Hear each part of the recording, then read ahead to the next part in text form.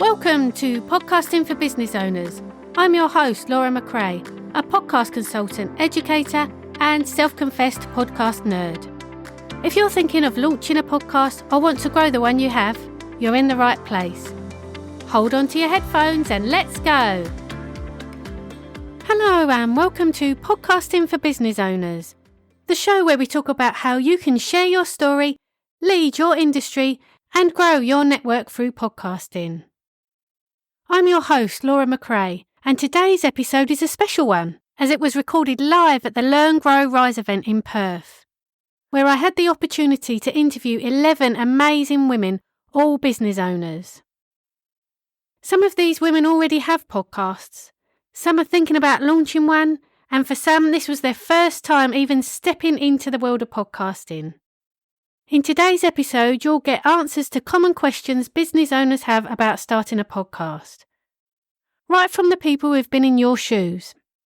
Plus, you'll hear advice from seasoned podcasters sharing what they've learned. Let's start by talking about why podcasting is such a powerful tool for business owners. Whether you want to build authority, grow your audience, or create deeper connections with your clients, podcasting can be a game changer.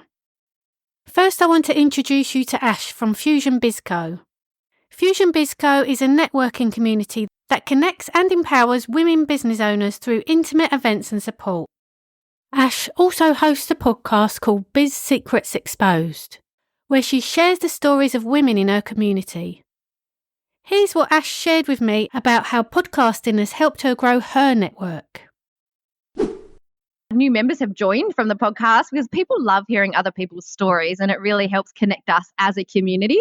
And so people tune in and then they realize they want to be part of the network too. So they come and join. That's such a great example of how podcasting can build a community. Ash's experience shows that storytelling is a powerful way to draw people in and make them feel part of something bigger than just a business transaction. Storytelling is an incredibly effective way to connect on a deeper level because it taps into emotions and shared experiences. When people hear real stories from real people, especially within a community like Ash's, they can see themselves in those stories and feel more connected to the message.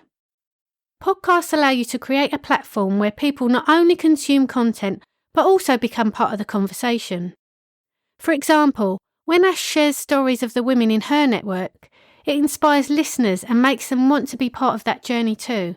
It creates a sense of belonging, a feeling like, this is my tribe, these are my people, and I want to be part of this community.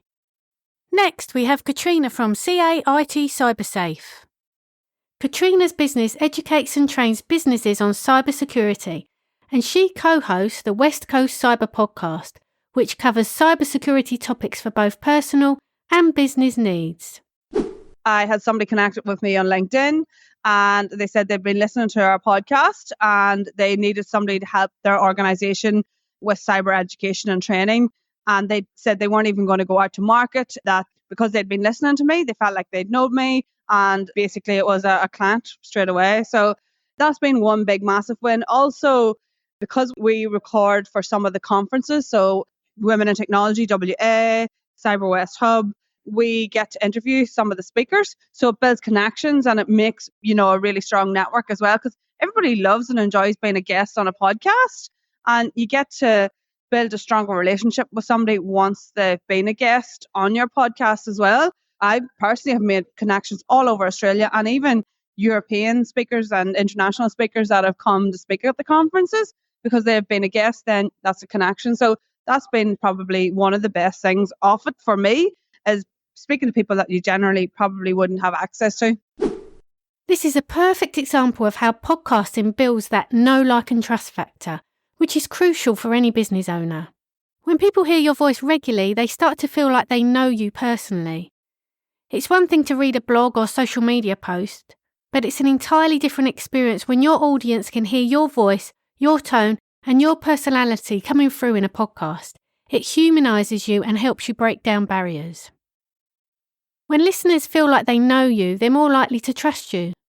Trust is the foundation for any business relationship, whether you're selling a product or offering a service. If someone trusts your expertise and feels connected to you on a personal level, they're much more likely to do business with you or recommend you to others.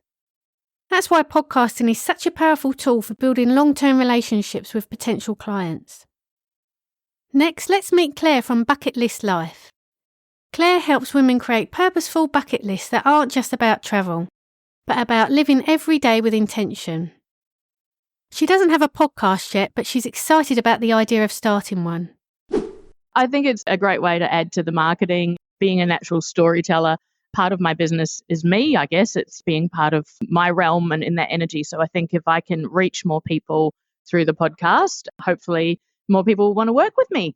I would love to become Perth's #1 bucket list expert. So I think a podcast is going to help to assert that authority, but get my message out there. Claire's approach to podcasting is a perfect fit for storytelling. Podcasting is one of the best formats for telling stories because it allows you to speak directly to your audience, drawing them in with personal experiences and vivid narratives. Storytelling is an incredibly powerful way to connect with people emotionally, and that's something Claire does naturally. With a podcast, Claire could take her audience on a journey through inspiring stories of others achieving their bucket list goals, or even share her own experiences. This kind of storytelling creates an intimate connection that resonates on a deeper level than written content or social media posts. Through stories, her audience gets to know her, relate to her, and feel inspired by the experiences she shares. Storytelling is such a powerful way to create connections, and that's something Claire has really tapped into. But podcasting isn't just about storytelling. It's also a way to build authentic connections with your audience, even in industries where the content might seem more visual. Like Olga from Studio Thimbles has discovered. Olga's business teaches both kids and adults how to sew.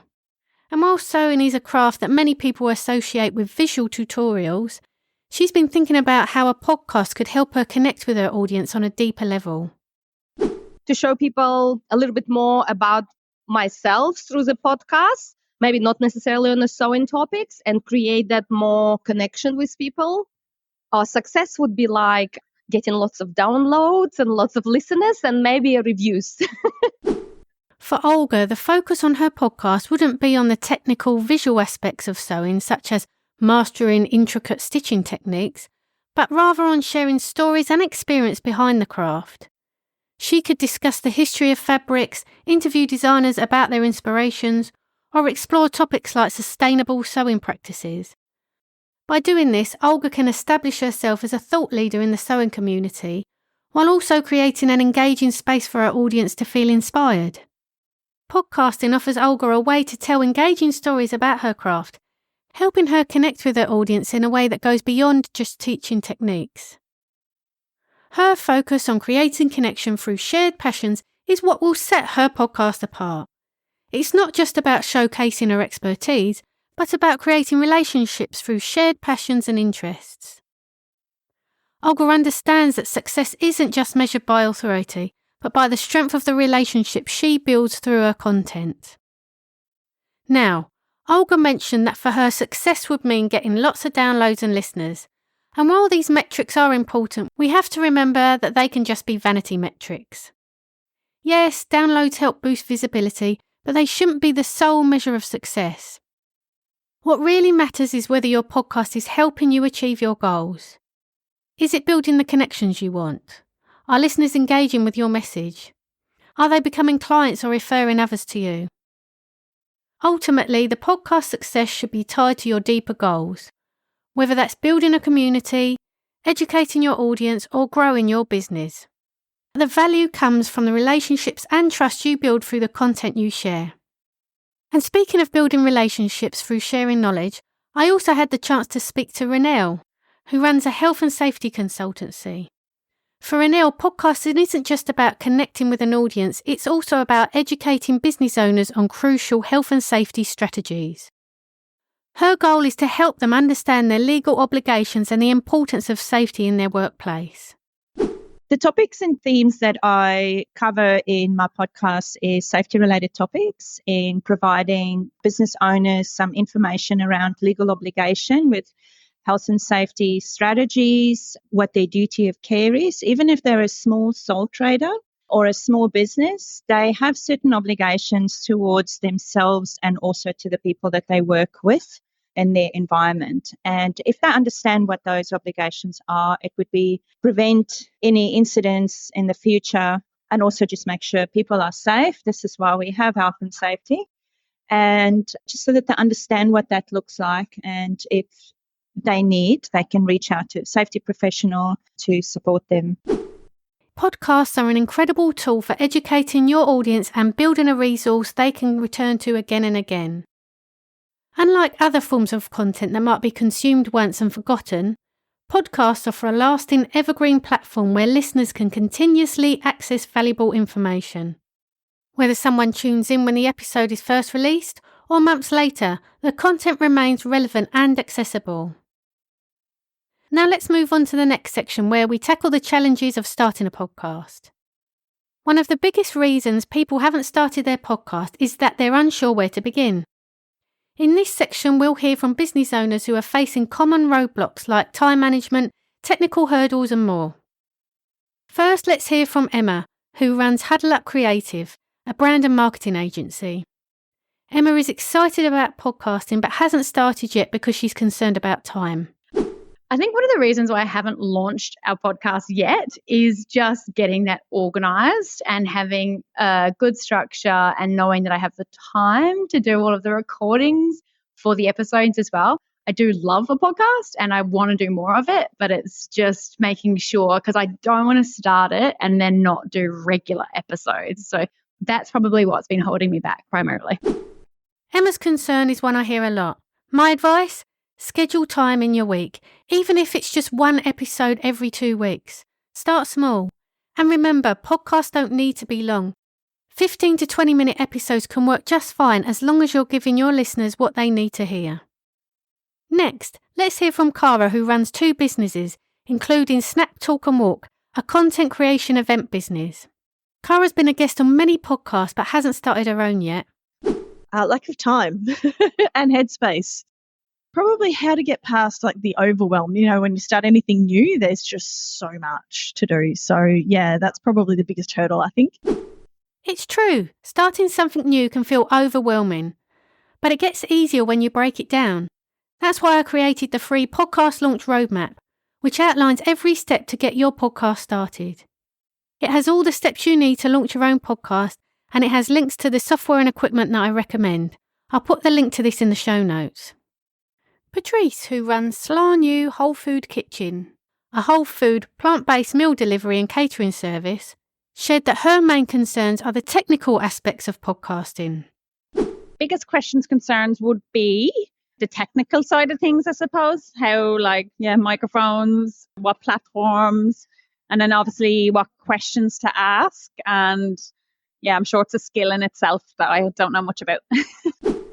Here's the good news. All you need is a decent mic and some free recording software like Audacity or GarageBand. And you can do it all from the comfort of your own home. When it comes to interviews, I must admit I'm still struggling with this myself. Being a control freak, I struggle with asking questions on the fly. So here's what I do. I make sure I know what topic I'm going to cover with my guest and the outcome I want to achieve with the interview. I then put this information into ChatGPT and ask it to come up with some questions I could ask the guest. I then go through each question and remove any I don't like, and I might add more in too. I'll also make sure to read them out loud and tweak them so that they're in my own tone of voice, so that I don't stumble during the interview. Next, let's hear from Tanya, who runs I Am Woman Empowerment, a business dedicated to helping women overcome life challenges through retreats and coaching. Tanya has a wealth of knowledge from her years of experience, and she's just written a book focused on empowering women.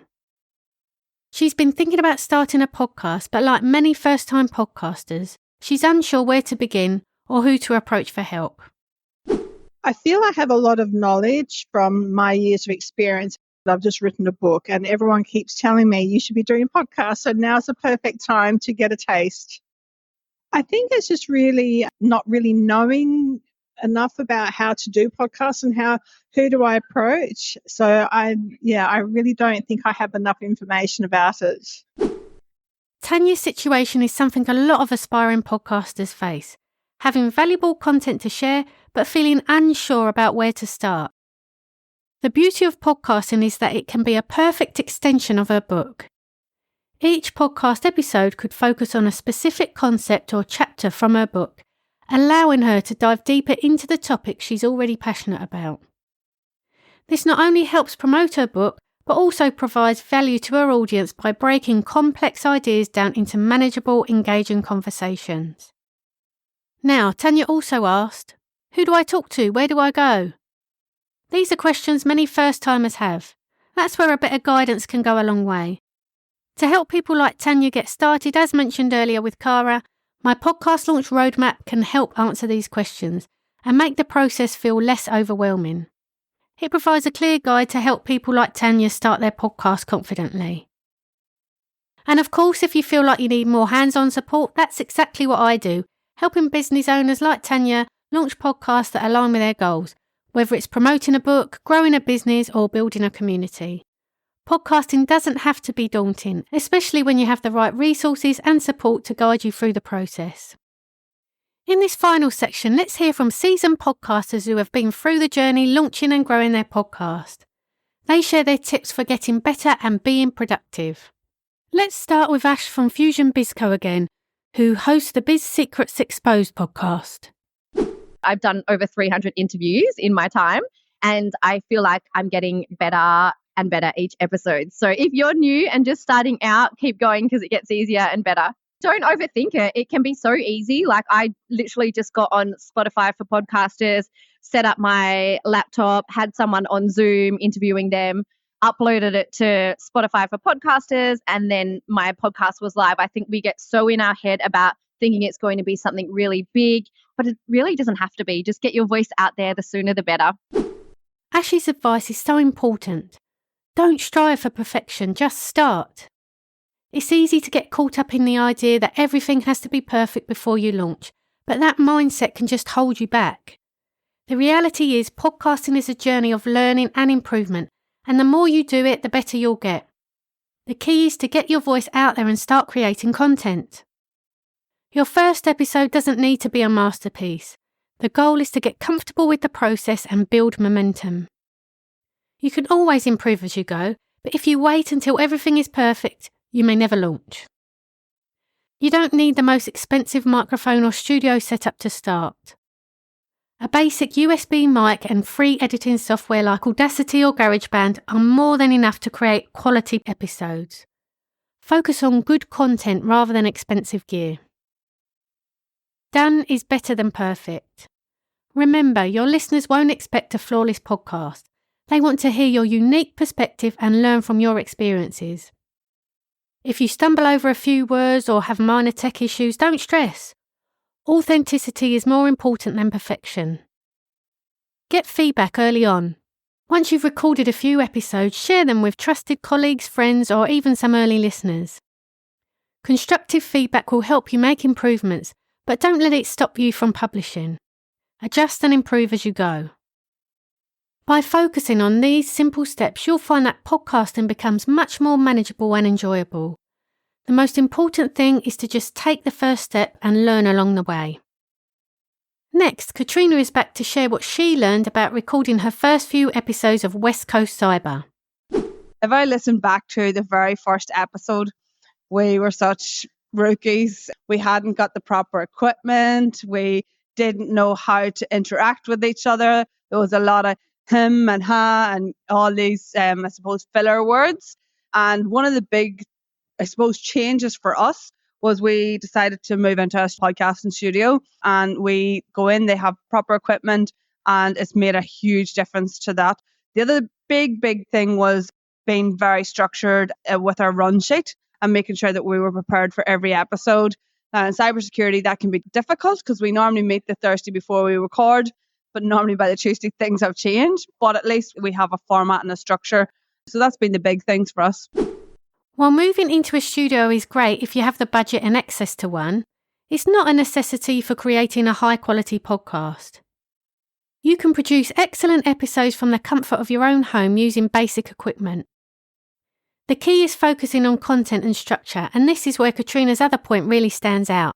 having a clear structure for each episode. Whether you're recording interviews, hosting solo episodes, or co-hosting with someone, a well thought out run sheet is essential to keep things on track and ensure that the episodes flow smoothly. Before you hit record, jot down the key points or topics you want to cover in the episode. This doesn't need to be a detailed script, but having a basic framework will prevent you from going off topic or missing important points. If you're conducting interviews, prepare a list of questions in advance, but also allow room for organic conversation. A run sheet can help guide you through the interview while giving you the flexibility to follow interesting tangents. Share the outline with your guests beforehand so they know what to expect, and be mindful of your time so that the conversation doesn't drift too much. Have a consistent episode structure. A predictable format helps listeners know what to expect each time they tune in. For example, you might start with a brief introduction, followed by the main discussion, and end with key takeaways or action points for your audience. Consistency helps create a sense of familiarity and reliability. While it's important to have a run sheet, don't be afraid to go off script if an interesting topic comes up. Just be sure to loop back to your main points and stick to the overall structure.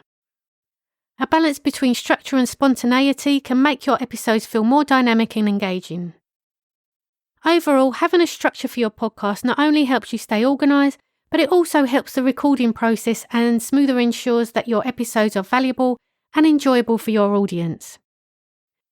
Next, we have MG, a marketing coach who recently paused her podcast called Unstoppable Marketing and Mindset. So what inspired me to start my podcast is that I like talking. I like sharing my knowledge. I also, because I work in marketing, it's content, and content can be repurposed in so many ways. And when you can repurpose a podcast through video, audio, and then creating text, it's just, now I'm convincing myself to restart the podcast, but it's a great way to be able to get your message out there in a lot of different platforms. The most important lesson that I have learned from podcasting is about doing things imperfectly and being okay with it. That you might say that you might pause, that you might get the words wrong. But at the end of the day, the other side of that is people that are listening to it that are human, and they also, they don't even notice as much as you do, but they also want to feel like they're connected to a human, not a robot. Em's insight about repurposing content is incredibly valuable. Podcasting can be the backbone of your content strategy, making it easier to create content across different platforms. And even though it may seem overwhelming at first, as Ash mentioned earlier, the key is to start even if it's imperfect. Em also made a crucial point about connecting with a human audience, especially in this era where AI is becoming more prevalent in content creation. People crave genuine human interaction. They want to feel like they're connecting with a real person, not a machine. This is one of the biggest advantages of podcasting. Even with the rise of AI, podcasts offer that authentic human touch that listeners are seeking. They hear your voice, your personality, your imperfections, and that's what makes the connection so real. I'm so happy that Em is considering restarting her podcast because she already knows the power of podcasting, and her audience will benefit from hearing her insights again.